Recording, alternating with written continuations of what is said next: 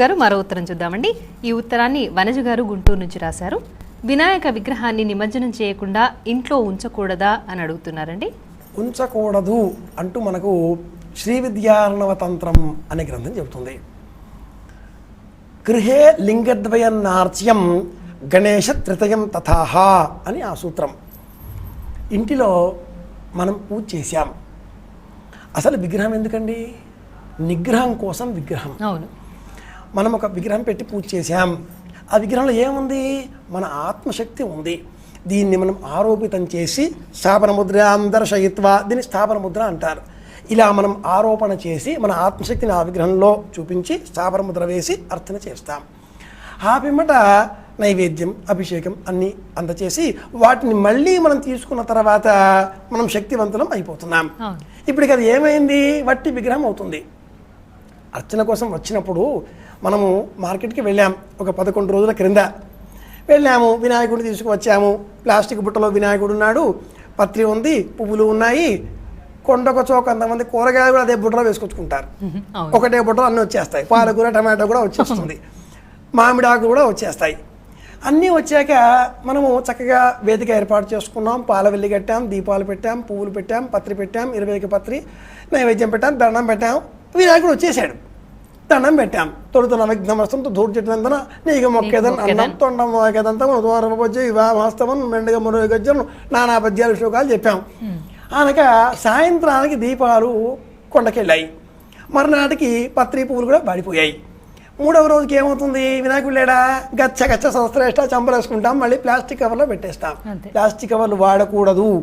పర్యావరణానికి మనం చేసే మహాపాపం ఇదే. కాగితం బుట్టలలో వాడదాం, లేదా ఒక పెద్ద బుట్ట పెట్టుకుందాం. ఎప్పుడు అదే బుట్టని మనం వాడుకుంటూ ఉందాం.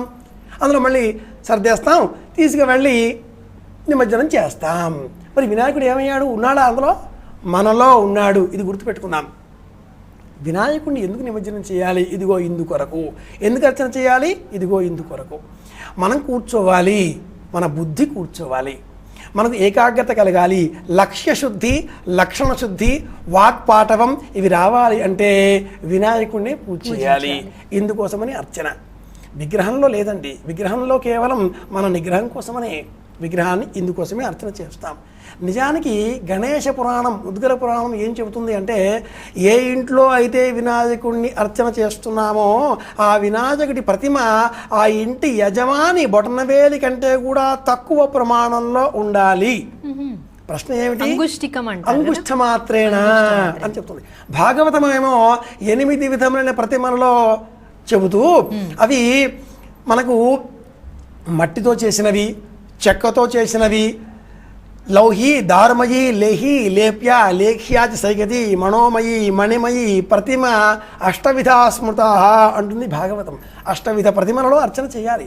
ఇదంతా పక్కన పెట్టేస్తే మట్టి రూపంలో వినాయకుడిని అర్చించాం కదా, దీన్ని మేము ఇంట్లో పెట్టేసుకుంటామండి, ఇంత అందంగా ఉంది, చక్కగా పూజ చేసుకుంటాం కదా, ఎందుకు నిమజ్జనం చేయాలి అంటే పుస్తకం చదివేశాం.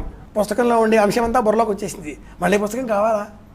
ఎప్పుడైనా ఏదైనా సందర్భంగా ఉంటే చూస్తామేమో కానీ మాటికి మళ్ళీ పుస్తకం ఏంటంటే అడగంక. ప్రతిమ కూడా అంతే. ఈ ప్రతిమ వల్ల మన ప్రయోజనం ఇప్పుడు లేదు.